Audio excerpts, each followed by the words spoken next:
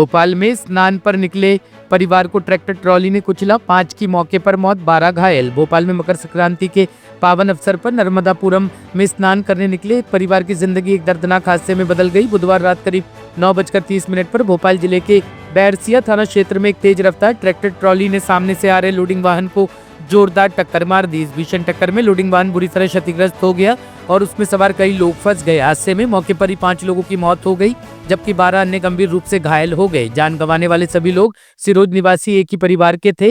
सामने आ रहे हैं, कितने लोग मरते हैं, कितने लोग घायल हैं? ये विद्या विहार के सामने एक एक्सीडेंट हुआ था ट्रैक्टर ट्रॉली और पिकअप के बीच में, जिसमें पिकअप में सवार 5 लोगों की मृत्यु की सूचना है और शेष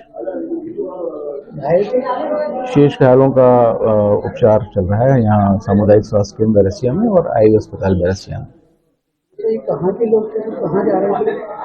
ये जो पिकअप सवार लोग थे वो मसूरी और मोहब्बतपुर 2 गांव के नाम अभी घायलों ने बताए हैं, जो लटेरी और सिरोंज विदिशा तहसील के निवासी थे। ये अपने किसी पारिवारिक मृतक के अंतिम संस्कार से संबंधित क्रियाओं के लिए होशंगाबाद जा रहे थे और होशंगाबाद से ही रानी खजूरी बैरसिया तहसील की एक ट्रॉली जो है वो वापस लौट रही थी, जिनके बीच में भिड़ा थी। कुछ लोग गंभीर घायल भी हैं, सब इनको भोपाल रेफर करा गया है। अभी भोपाल रेफर किसी को नहीं किया है, डॉक्टर्स जो हैं वो उपचाररत हैं और जैसे आगे जो परिस्थितियां बनती हैं उनके बारे में हम आपको फिर से अपडेट करेंगे। सर, जिनकी डेथ हो गई उनके परिजनों को सर सूचना मिल गई क्या? एसडीएम लटेरी से मेरी बात हो गई है, एसडीएम शमशाबाद विदिशा हमने प्रशासन को सूचित कर दिया है। दिल्ली के नॉर्थ डिस्ट्रिक्ट में देर रात एंटी नारकोटिक्स टीम और अपराधियों के बीच मुठभेड़ हुई, जिसमें कुख्यात लॉरेंस बिश्नोई गैंग के 2 शार्प शूटरों को गिरफ्तार किया गया। मुठभेड़ के दौरान दोनों ओर से फायरिंग हुई, एक बदमाश के पैर में गोली लगी जबकि एक कांस्टेबल को भी गोली लगी, लेकिन बुलेट प्रूफ जैकेट पहने होने की वजह से पुलिसकर्मी सुरक्षित रहे। पुलिस के अनुसार गिरफ्तार अपराधी पश्चिम बिहार स्थित आरके फिटनेस जिम और वेस्ट विनोद नगर के एक बिजनेसमैन पर रंगदारी के लिए फायरिंग की वारदात में शामिल थे। इन घटनाओं के बाद से ही पुलिस की कई टीमें लगातार उनकी तलाश में जुटी हुई थी। नॉर्थ डिस्ट्रिक्ट पुलिस के एएनएस स्टाफ ने कल रात एनकाउंटर के बाद 2 क्रिमिनल्स को गिरफ्तार किया, जिसमें एक दीपक है और दूसरा जुवेनाइल है। ये दोनों गैंगस्टर हैं और इनको वांटेड थे, जो 2 दिन पहले 2 फायरिंग के इंसिडेंट हुए थे बिश्नोई के नाम से, बिश्नोई गैंग के नाम से, एक पश्चिम बिहार ईस्ट में और एक मधु विहार में। तो दोनों से दोनों वेपन भी रिकवर हुए हैं जो उन्होंने फायरिंग में यूज़ किए थे। जैसा आपको पता है, दिल्ली पुलिस ने पीछे बहुत ही कम्प्रीहेंसिव एक्शन लिया है गैंगस्टर्स के खिलाफ और काफ़ी दिन से जो कॉल्स थी उसमें काफ़ी कमी थी और पीछे पूरे डिस्ट्रिक्ट्स ने, क्राइम ब्रांच ने, स्पेशल सेल ने मिल के एक बड़ा ही ज़बरदस्त एक्शन किया था। उसके बावजूद ये इंसिडेंट हुआ तो चिंता का विषय था, तो इसलिए हमने सारे डिस्ट्रिक्ट्स को अलर्ट कर रखा था और उसी संबंध में डीसीपी नॉर्थ की टीम ने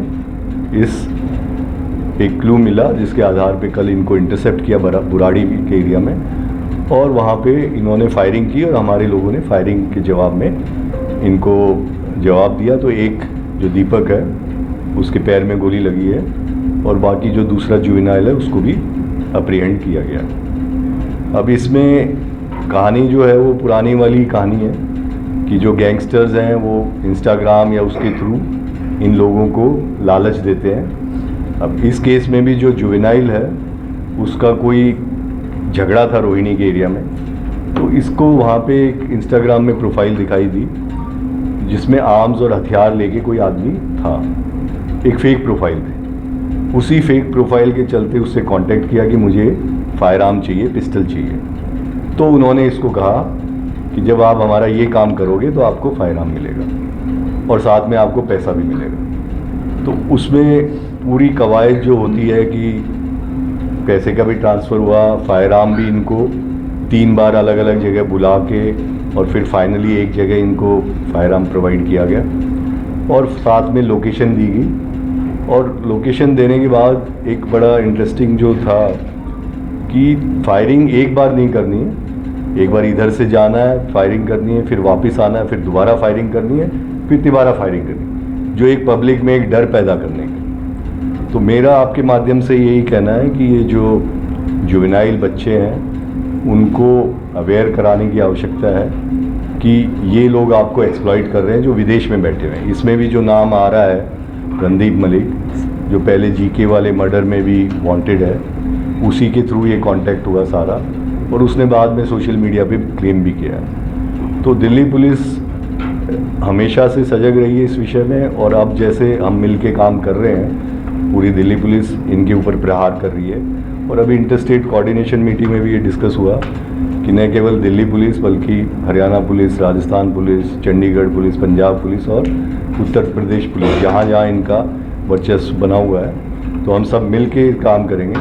और जब मुझे लगता है हम सब मिल के काम करेंगे तो इनके इतने रिसोर्सेज नहीं हैं कि ये बहुत ज़्यादा दिन चल पाएंगे। तो इसी पे मैं अश्योर करता हूँ आपको कि दिल्ली पुलिस गैंगस्टर वाले मेनेस को बहुत सीरियसली ले रही है, और जिस प्रकार 24 घंटे के अंदर इन्होंने इसको ट्रैक भी किया और फिर पकड़ा भी और फिर एनकाउंटर भी हुआ, सारी चीज़ें विद इन 24 आवर्स हुई, वो बताता है कि हम लोग इस बारे में कितने सशक्त हैं और कितने निश्चित हैं। और इसमें जो मधु विहार वाला जो केस है उसमें 5 करोड़ की फिरौती आई थी, और जो दूसरा केस था यहाँ पे जिम वाला, जिसके अंदर जो रौनक खत्री का जिम है उसमें मिलियंस ऑफ उसके रोहित खत्री उसके मिलियंस ऑफ फॉलोअर्स हैं, और उसको भी इस प्रकार की धमकी दी गई थी कि हमारा फ़ोन नहीं उठाओगे तो ठीक नहीं होगा। तो हमें आपके माध्यम से ये भी कहना है कि किसी को भी किसी प्रकार की भी धमकी आती है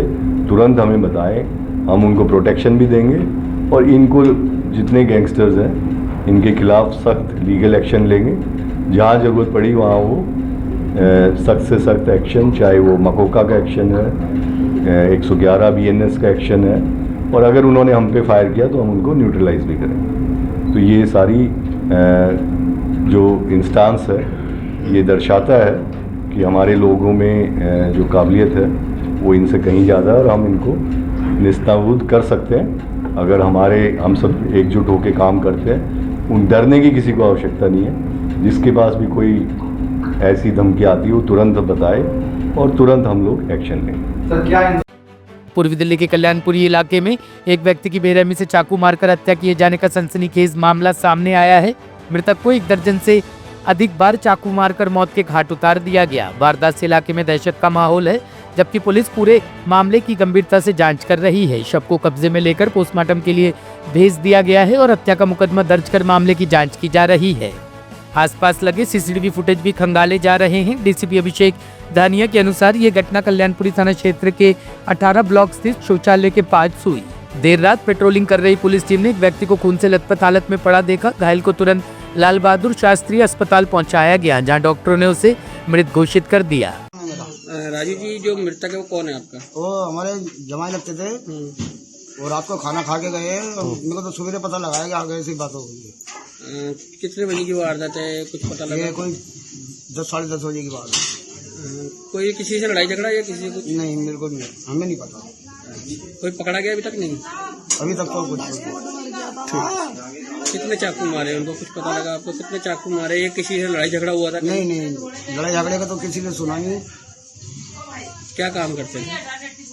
वही सफाई वफाई का काम। ठीक नाम है आपका? मोनिका है। मोनिका जी, जिनके साथ हादसा हुआ है क्या नाम है, क्या लगते हैं आपके? वो मेरे हस्बैंड है।